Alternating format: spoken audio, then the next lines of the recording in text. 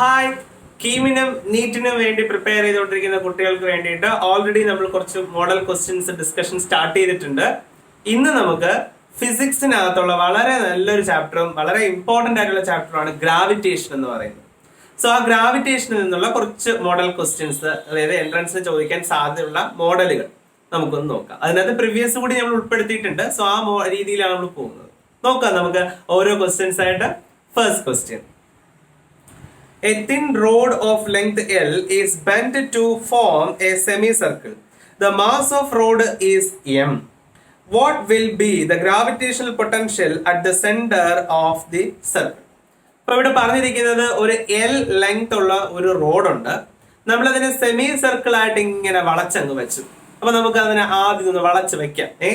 അപ്പൊ അതാ L length ഉള്ള ഒരു റോഡ്, അതിനെ നമ്മൾ സെമി സർക്കിൾ ആയിട്ട് വരച്ചു വെച്ചു. So this is the length. ആ ലെങ്ത് ഇപ്പൊ അതിന്റെ എന്തായിട്ട് മാറി? പെരിമീറ്റർ ആയിട്ട് മാറി. ഒരു ഫുൾ സർക്കിളിന്റെ പെരിമീറ്റർ കണ്ടെത്തുന്ന ഫോർമുല നമുക്ക് എല്ലാവർക്കും അറിയാം. That is 2πr. അതൊരു ഫുൾ സർക്കിളിന്റെ ആ, ഇത് പകുതി സർക്കിൾ അല്ലേ ഉള്ളൂ. അപ്പൊ അതിന്റെ പെരിമീറ്റർ കാണുന്ന ഫോർമുല എന്താ? Divided by 2 is equal to πr. So ഈ πr പെരിമീറ്റർ എന്ന് പറയുന്നത് ആക്ച്വലി എന്താ? ഇതിന്റെ ലെങ്ത് ആണ്. So L is equal to πr. അങ്ങനെയെങ്കിൽ what is r? r is equal to L by π. ഇവിടെ എന്താ ക്വസ്റ്റ്യനിൽ ചോദിച്ചിരിക്കുന്നത്? അവിടെ സെന്ററിലുള്ള എന്ത് കണ്ടുപിടിക്കാനാണ്? What is the gravitational potential എന്നാണ്. സോ ഇവിടെയുള്ള ഗ്രാവിറ്റേഷണൽ പൊട്ടൻഷ്യലാണ് കണ്ടുപിടിക്കാനുള്ളത്. സോ ഗ്രാവിറ്റേഷണൽ പൊട്ടൻഷ്യൽ കണ്ടെത്തണമെങ്കിൽ എന്താ ഫോർമുല? ഗ്രാവിറ്റേഷണൽ പൊട്ടൻഷ്യൽ കണ്ടെത്തുന്ന formula V is equal to minus gm by r. What is r?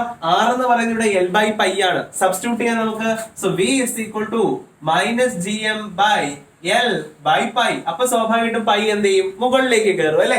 So V is equal to minus π gm by L അല്ലെങ്കിൽ gm π by L. അങ്ങനെ ഒരു option അവിടെ കാണും. That is option D, π gm by L. That is the right answer, option D. Clear ആണോ? ഇത് നല്ല എളുപ്പമായിരുന്നു അല്ലെ. Next question: At what height from the surface of Earth the gravitational potential and the value of small letter g, that is acceleration due to gravity, are minus 5.4 into 10 raised to 7 joule per kilogram square and 6 meter per second square respectively. Take the radius of Earth as 6400 kilometers. നമുക്ക് ചെയ്ത് നോക്കാം. ഇവിടെ എന്താ പറഞ്ഞിരിക്കുന്നത് വെച്ച് കഴിഞ്ഞാല്, ഒരു particular ഹൈറ്റിലേക്ക് എത്തിയ സമയത്ത്, ഒരു പർട്ടിക്കുലർ ഹൈറ്റിലേക്ക് ഒരു ഒബ്ജക്റ്റ് നമ്മൾ മൂവ് ചെയ്ത് മുകളിലേക്ക് കൊണ്ടുപോയപ്പോ അതിന്റെ പൊട്ടൻഷ്യലിന്റെ വാല്യൂവും അവിടെയുള്ള ആക്സലേഷൻ ഡ്യൂ ടു ഗ്രാവിറ്റിയുടെ വാല്യൂവും തന്നിട്ടുണ്ട്. എങ്കിൽ എത്ര ഹൈറ്റിലേക്കായിരിക്കും അതിനെ കൊണ്ടുപോയത് എന്നതാണ് ചോദ്യം. അപ്പൊ നമുക്ക് ഇതിനാദ്യം ഇക്വേഷൻ എഴുതാം.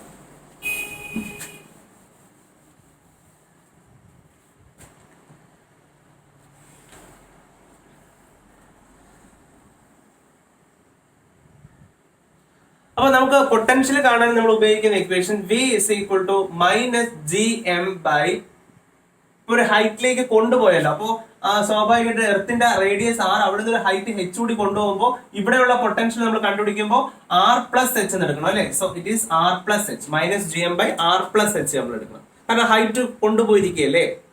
അപ്പോൾ ഉള്ള ആക്സലേഷൻ ഡ്യൂ ടു ഗ്രാവിറ്റി എങ്ങനെ കണ്ടുപിടിക്കുന്നത്? G is equal to gm by r square എന്ന ഫോർമുല. ആ r സ്ക്വയർ ആകുമ്പോൾ ഇനി ഇവിടെ തൊട്ട് ഇത്രയും എടുക്കണം. അപ്പൊ r plus h the whole square, r plus h the whole square. അപ്പോ ഞാൻ കാര്യം ചോദിക്കട്ടെ, ഇയാളെ നമുക്ക് ഇങ്ങോട്ട് മൾട്ടിപ്ലൈ ചെയ്താലേ g into r plus h the whole square is equal to gm എന്ന് എടുത്തൂടെ? g into r plus h the whole square is equal to gm എന്ന് എടുക്കാലോ, കുഴപ്പമില്ലല്ലോ. അതേ gm അല്ലേ, ദാ കിടക്കുന്നത് gm. അപ്പൊ ആ gm-ന് പകരം എന്താ ഇങ്ങനെ നമുക്കൊന്ന് എഴുതിക്കൂടെ? ഒരു പ്രശ്നമില്ലല്ലോ.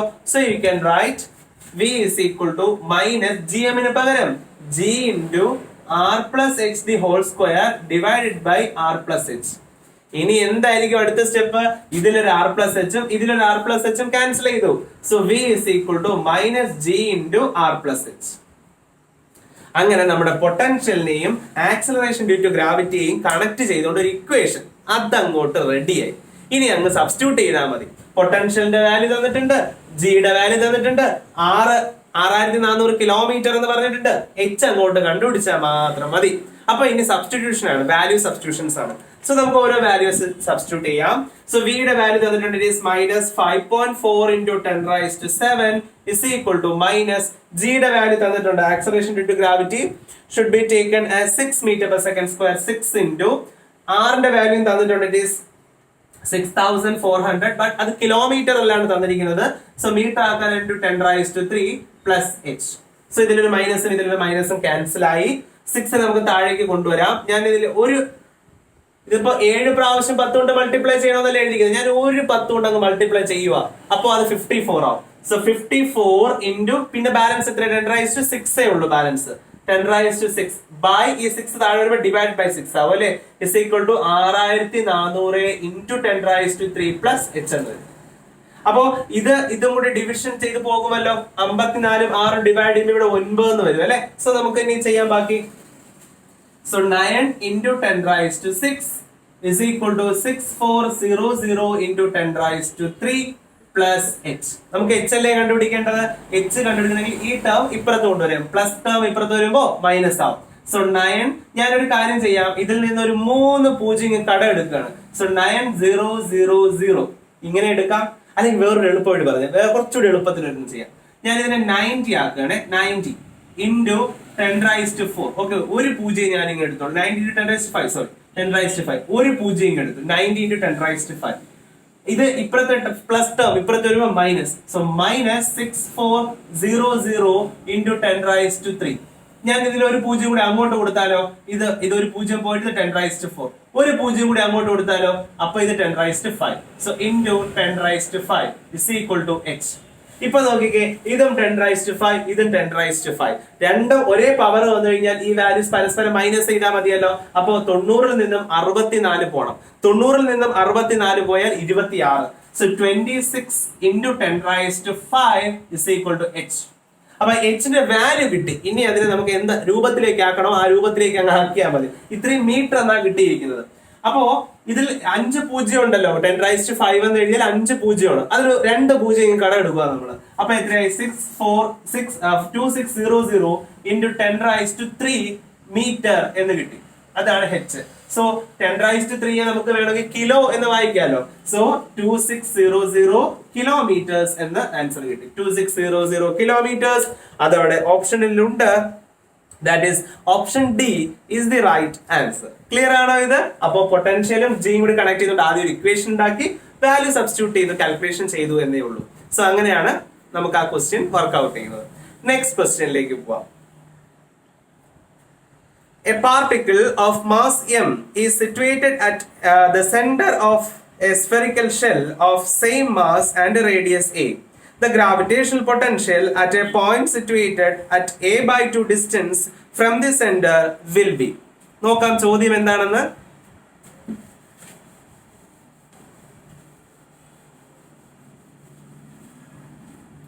ഇവിടെ പറഞ്ഞിരിക്കുന്നത് ഒരു ഷെല്ലുണ്ട്, ആ ഷെല്ലിനകത്ത് ഒരു മാസ് എമ്മിനെ പ്ലേസ് ചെയ്തിട്ടുണ്ട്. So this is A shell, അതിനകത്ത് കറക്റ്റ് സെന്ററിൽ ഒരു മാസ് എം. ഓക്കെ, ഇപ്പൊ ഷെല്ലിന്റെ മാസം തന്നിട്ടുണ്ട്, അല്ല പാർട്ടിക്കിളിന്റെ മാസ് മാത്രമേ പറഞ്ഞിട്ടുള്ളൂ എം എന്ന്. ഓക്കെ, കുഴപ്പമില്ല.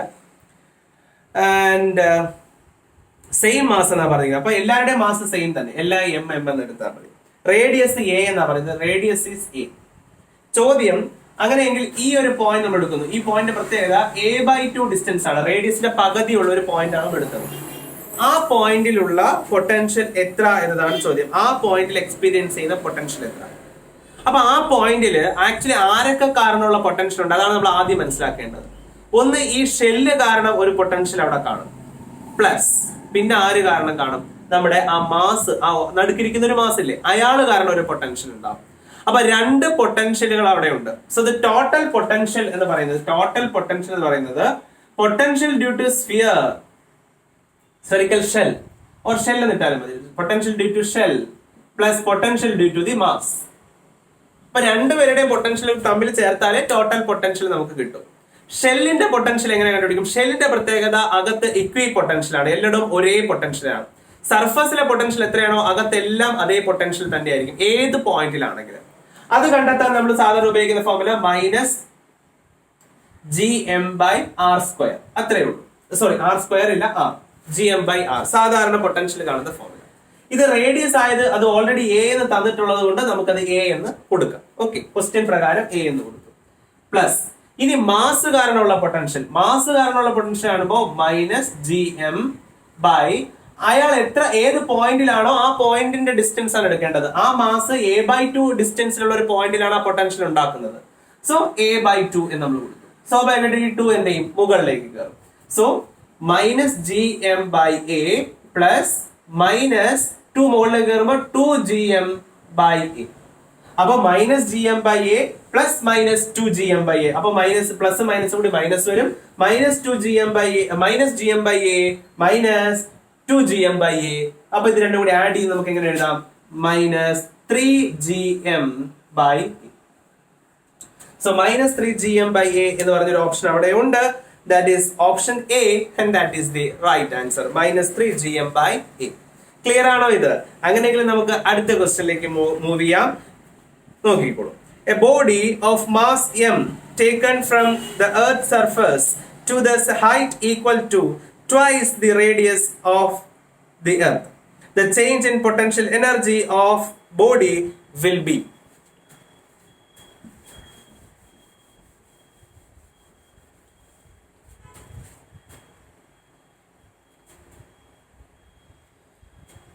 ഇവിടെ ചോദിച്ചിരിക്കുന്നത് എർത്തിന്റെ സർഫസിൽ ഒരു ഒബ്ജക്റ്റ് ഇരിക്കുകയായിരുന്നു, മര്യാദയ്ക്ക് അവിടെ ഇരിക്കുകയായിരുന്നു. നമ്മൾ അവനെ പൊക്കിയെടുത്ത് എർത്തിന്റെ റേഡിയസിനേക്കാൾ ഡബിൾ റേഡിയസ് ഉള്ള ഒരു ഹൈറ്റിലേക്ക് കൊണ്ടുപോയി. അപ്പോ അവിടെ പൊട്ടൻഷ്യൽ എനർജിക്ക് എന്തുമാത്രം ചേഞ്ച് ഉണ്ടായി എന്നതാണ് ചോദ്യം. നോക്കാം നമുക്ക്. അപ്പോ എർത്തിന്റെ റേഡിയസ് 6 എന്ന് വിചാരിക്കുക. അവിടെ മര്യാദയ്ക്ക് ഒരുത്ത് ഇരിക്കുകയായിരുന്നു. അപ്പൊ വെറുതെ സർഫസിൽ ഇരിക്കുമ്പോൾ പൊട്ടൻഷ്യൽ എനർജി എങ്ങനെയാണ്, U = -gmm/r. ഇതാണല്ലോ സാധാരണ ഉപയോഗിക്കുന്ന ഫോർമുല. ഈ പുള്ളിക്കാരനെ നമ്മളൊരു h ഹൈറ്റ് പൊക്കിക്കൊണ്ടുപോയി. ആ ഹെച്ചിന്റെ പ്രത്യേകത അത് 2r ഹൈറ്റിലേക്കാണ് നമ്മൾ കൊണ്ടുപോയിരിക്കുന്നത്. 3 ഹൈറ്റ് നമ്മൾ കൊണ്ടുപോയി. അപ്പോൾ ഉള്ള ന്യൂ പൊട്ടൻഷ്യൽ എങ്ങനെ കണ്ടുപിടിക്കും? ന്യൂ പൊട്ടൻഷ്യൽ U' എങ്ങനെ കണ്ടുപിടിക്കും? That is -gmm by distance. അപ്പൊ എത്രയായി? സെൻട്രൽ ഓഫ് എർത്തിൽ നിന്ന് നോക്കിക്കഴിഞ്ഞാൽ r plus h. r plus h എന്ന് പറയുമ്പോൾ r plus 2r. r plus 2r എന്താ? 3r. സോ 3r ഡിസ്റ്റൻസ് ആണ് നമ്മൾ കൊണ്ടുപോയിരിക്കുന്നത്. ഇവിടെ ചോദ്യം what is a change in potential energy എന്നാണ്. So change in potential energy എങ്ങനെ കണ്ടുപിടിക്കുന്നത്? U' minus U. U' എത്രയാ? -gmm/3r minus what is the initial potential? -gmm/r. അപ്പൊ ഇനി ഇത് രണ്ടും കൂടി നമ്മൾ എന്ത് ചെയ്താൽ മതി? മൈനസ് ചെയ്താൽ മതി. സോ ഇതിനെ കോമൺ ആയിട്ട് വേണമെങ്കിൽ പുറത്തെടുക്കാം. നമുക്ക് കോമൺ ആയിട്ട് പുറത്തെടുത്തും ചെയ്യാം. കാരണം -gmm എല്ലാം കോമൺ ആയിട്ട് പുറത്തെടുക്കാം. അങ്ങനെയെങ്കിൽ -gmm/r കോമൺ ആയിട്ട് പുറത്തെടുക്കാം. ബാലൻസ് എന്തൊക്കെയാണുള്ളത്? 1/3 മൈനസ് 1/3 r ഇവിടെ കിടക്കട്ടെ അല്ലേ? 1/3r ഉം കൊടുക്കാം. അല്ലെങ്കിൽ ചെയ്യാൻ ബുദ്ധിമുട്ടില്ലെങ്കിൽ 1 ഇട്ട് ചെയ്യാം, കുഴപ്പമൊന്നുമില്ല. 1 ഇട്ട് ചെയ്യണോ? അത് നിങ്ങളുടെ ഇഷ്ടം, എങ്ങനെയായാലും ചെയ്ത് ആൻസർ കിട്ടിയാൽ മതി. സോ ഞാനിവിടെ r ഇങ്ങോട്ട് കൊടുക്കുന്നു. So -gmm into r minus 3r divided by 3r into r 3r square. So is equal to -gmm അപ്പുറത്തോട്ട് എഴുതാം അല്ലെ? -gmm into r minus 2r എന്താ? 3r minus 2r അല്ലെ? -2r divided by 3r square. So ഇതിലൊരാറും cancel ആയി. So minus into minus plus ആയി. ഇപ്പൊ 2gmm/3r.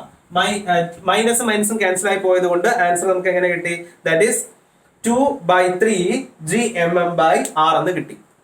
Okay, correct ആണ് ആൻസർ. പക്ഷെ പ്രശ്നമുണ്ട്. എന്താണെന്നറിയാമോ? അവിടെ നമ്മുടെ ആൻസർ കീയിൽ കിടക്കുന്നത് gmm/r എന്ന ഫോമാറ്റിലല്ല കിടക്കുന്നത്. പിന്നെയോ എല്ലാം small letter g, small letter mass അതിന്റെയൊക്കെ ടേംസിലാണ് കിടക്കുന്നത്. സോ നമുക്ക് ഈ ആൾക്കാരെ ആ ടേംസിലേക്ക് ഒന്ന് കൊണ്ടുവന്നാലേ നമുക്ക് ആൻസർ ആയിട്ട് എടുക്കാൻ പറ്റുള്ളൂ. സോ ഇതിനെ നമുക്ക് ഇനി ആ ടേംസിലേക്ക് കൊണ്ടുവരാം.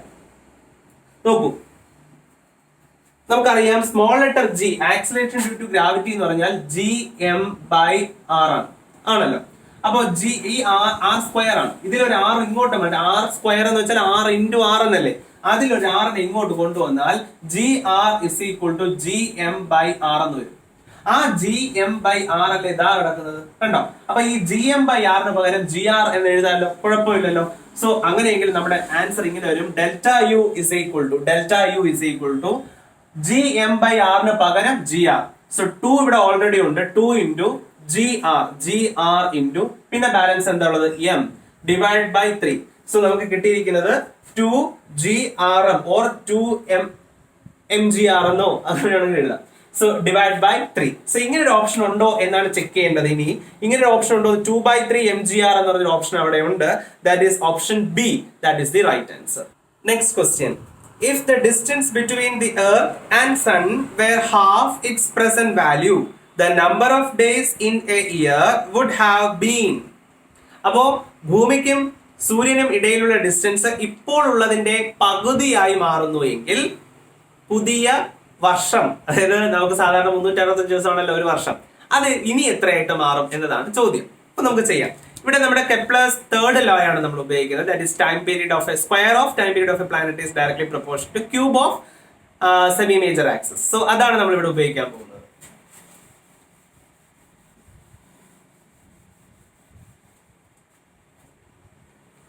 സോ നമുക്ക് എഴുതാം T1 square by T2 square is equal to A1 cube by A2 cube.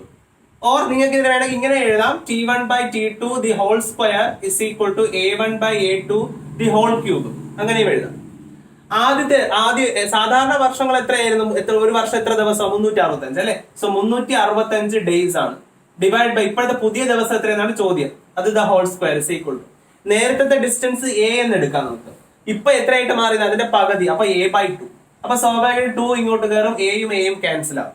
So you can write 365 by T2 the whole square is equal to 2 the whole cube ഉണ്ട്, the whole cube. 2 ന്റെ cube എത്ര, 2 into 2 into 2 8. So ഞാൻ ഇതിന് ഇങ്ങനെ എഴുതാണ്, 365 into 365 by T2 is equal to 8. 8 താഴേക്ക് കൊണ്ടുവന്നാൽ T2 കാണുന്ന ഫോർമുലയായി. So T2 is equal to 365 T2 square കാണുന്ന ഫോർമുലയായി അല്ലെ, T2 സ്ക്വയർ കാണുന്ന ഫോർമുല into 365 ഡിവൈഡ് ബൈ 8. കാരണം ഇവിടെ T1 സ്ക്വയർ T2 സ്ക്വയർ എന്നല്ലേ, ഞാൻ ആ സ്ക്വയർ ഇടാൻ വിട്ടുപോയി, അതുകൊണ്ട് എഴുതിയത് T2 square is equal to 365 into 365 divide by 8 എന്ന് കിട്ടും. സോ നമുക്ക് T2 ആണ് കണ്ടുപിടിക്കാനുള്ളത്. സോ നിങ്ങൾക്ക് വേണമെങ്കിൽ ഇത് മൾട്ടിപ്ലൈ ചെയ്തിട്ട് ഡിവൈഡ് ചെയ്ത് പിന്നെ സ്ക്വയർ കണ്ടുപിടിക്കാം, നിങ്ങളുടെ ഇഷ്ടം, ഏത് രീതിയിലും ചെയ്യാം. സോ ഇത് ചെയ്യുമ്പോൾ T2 square is equal to 16,653 എന്ന് കിട്ടും. ഏകദേശം പോയിന്റ് സംതിങ് ഉണ്ട് അവിടെ. എന്നിട്ട് അതിന്റെ റൂട്ട് എടുക്കുക, റൂട്ട് ഓഫ് 16653 എന്ന് എടുക്കുക. എടുക്കുമ്പോൾ ഏകദേശം 129 എന്നൊരു ആൻസർ നിങ്ങൾക്ക് കിട്ടും, ഓൾമോസ്റ്റ്. സോ ഏകദേശം ഒരു വർഷം 129 ദിവസമായിട്ടാണ് മാറുന്നത്. അതായത് സൂര്യനും ഭൂമിയും തമ്മിലുള്ള ഡിസ്റ്റൻസ് പകുതിയാക്കിയാൽ ഒരു വർഷം പിന്നെ എത്ര കാണൂ, 129 ദിവസമേ കാണൂ. So that is the answer. Clear ആണോ ഇത്? ലാസ്റ്റ് ഒരു ക്വസ്റ്റ്യൻ കൂടി നമുക്ക് ഡിസ്കസ് ചെയ്യാം. At what depth below the surface of the earth the value of G is the same as that of the height of 5 kilometers?